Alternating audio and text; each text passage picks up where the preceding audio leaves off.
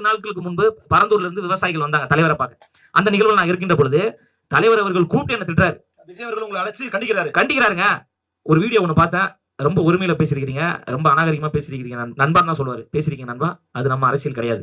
நம்ம மக்களுக்கு நேர்மையான ஒரு அமைதியான நல்லாட்சியை கொடுக்கறதுக்காக வந்திருக்கிறோம். தயவு செய்து அப்படி பேசாதீங்க அப்படின்னு நான் சொன்னேன். இல்ல தலைவரே, அது நீங்க மிகப்பெரிய ஒரு நோக்கத்துக்காக செய்த கல்வி விருது விழா, அதை கொச்சைப்படுத்தி பேசும்போது எங்களுக்கு கோபம் வருது. அப்படி உங்க கோபம் நியாயமானதுதான், ஆனா வார்த்தைகள் ரொம்ப கவனமா இருக்கணும் அப்படின்னு தலைவர் சொல்றாரு. அந்த தலைவர் அவருடைய தரத்தை குறைச்சிக்கிட்டாரு. அவர் அப்படி பேசி அது தமிழ்நாட்டு மக்கள் பார்த்துப்பாங்க. என்னதான் இருந்தாலும் அவரும் நமக்கு ஒரு அண்ணன் தான் அப்படின்னு எங்க தலைவர் சொல்றாருங்க. வேல்முருகன் அவர்கள் நமக்கு அண்ணன் தான் மக்களுக்கு சொல்லியிருக்கீங்க. என்னதானே திட்டினாரு, நான் தானே சொல்ல முடியும். என்கிட்ட தான் சொல்றாரு அவரும் நமக்கு அண்ணன் தான். அவர் ஏதோ ஒரு உணர்ச்சி வயப்பட்டு பேசிட்டாரு. அது நம்ம திருப்பி அதுக்கு பதில் கொடுக்க வேணாம், மௌனமா கடந்து போங்க அப்படின்னு எங்க தலைவர் சொல்றாரு. இப்ப மத்த தலைவர் என்ன சொல்லியிருப்பாங்க, அவன் 4 வார்த்தை பேசுறானா, நீ ஒரு 10 வார்த்தை பேசுறான், அவன் இந்த மாதிரியான ஆபாச வார்த்தையை பயன்படுத்துறானா, நீ இப்படி ஒரு வார்த்தையை பயன்படுத்து. திமுக தானே செய்துட்டு இருக்கு.